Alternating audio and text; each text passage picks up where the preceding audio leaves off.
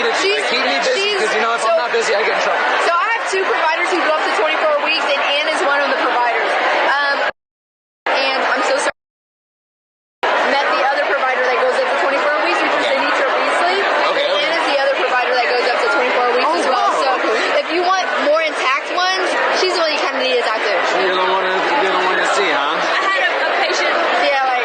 sometime in the past few months, who I don't remember what it was, she wanted footprints, and I had a resident with me that day, and I was like, you know what, I'm going to do this procedure because I'm going to try and do my best to get these feet out in track.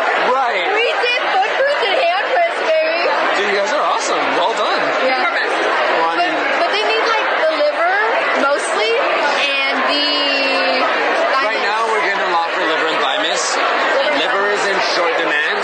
Dude, like there's people right now, most of the people, like ABRs, some of our competitors, they're not even selling the tissue. They're like, oh, we'll give you an isolation. And we're like, well, why can't I get it? And they're like, well, because it's in short demand right now, it's more profitable for us to isolate it and sell you the vials rather than give you